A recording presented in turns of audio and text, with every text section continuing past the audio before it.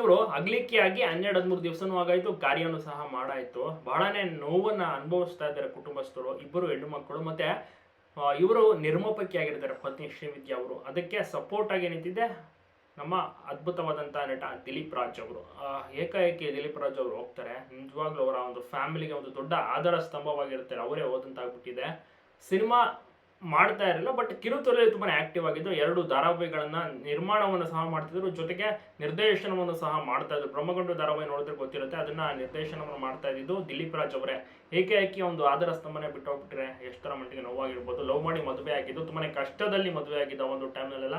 ಅದನ್ನೆಲ್ಲ ಶ್ರೀವಿದ್ಯಾ ಅವರು ಕೂಡ ಈಗ ನೆನೆಸ್ಕೊಂಡಿದ್ದಾರೆ. ಮತ್ತೆ ಸಪೋರ್ಟ್ ಆಗಿ ನಿಂತಿದ್ದು ಫ್ಯಾಮಿಲಿ ಮೆಂಬರ್ಸ್ ಮತ್ತೆ ಕಲಾವಿದರು ಕೂಡ ತುಂಬಾನೇ ಬಂದ್ರು. ಲಾಸ್ಟ್ ಟೈಮ್ ಮೂಮೆಂಟ್ ಅಲ್ಲೂ ಕೂಡ ಅಷ್ಟೇ, ಮಣ್ಣು ಮಾಡುವ ಟೈಮ್ನಲ್ಲೂ ಅಷ್ಟೇ ದಿಲೀಪ್ ರಾಜ್ ಅವರ ಜೊತೆಗೇನೆ ಅವರ ಒಂದು ಬಾಡಿ ಪಕ್ಕನೇ ಇರ್ತಾ ಇದ್ರು. ಸೊ ಅಷ್ಟರ ಮಟ್ಟಿಗೆ ಕಲಾವಿದರ ಒಂದು ಸಪೋರ್ಟ್ ಕಿರುತೆರೆಯಲ್ಲಿ ಸೀರಿಯಲ್ ಹೀರೋ ಹೀರೋಯಿನ್ಸ್ಗಳು ಎಲ್ಲರೂ ಕೂಡ ಬಂದು ಲಾಸ್ಟ್ ದರ್ಶನವನ್ನು ಸಹ ಮಾಡ್ಕೊಂಡು ಹೋಗ್ತಾರೆ. ಒಟ್ಟಾರೆ ಅದ್ಭುತವಾದಂತ ನಟ ದಿಲೀಪ್ ರಾಜ್ ಅವ್ರನ್ನ ಚಿತ್ರರಂಗ ಕಳೆದುಕೊಂಡು ನಿಜವಾಗ್ಲೂ ಕೂಡ ಪತ್ನಿಯು ಕೂಡ ತುಂಬಾನೇ ಕಣ್ಣೀರು ಹಾಕಿದ್ದಾರೆ. ನಿಜವಾಗ್ಲೂ ಅವರ ಆತ್ಮಕ್ಕೆ ಶಾಂತಿನ ಕೋರೋಣ. ನಿಮಗೂ ಕೂಡ ಇಷ್ಟ ನಟ ದಿಲೀಪ್ ರಾಜ್, ತಪ್ಪದೆ ಕಮೆಂಟ್ ಮಾಡಿ.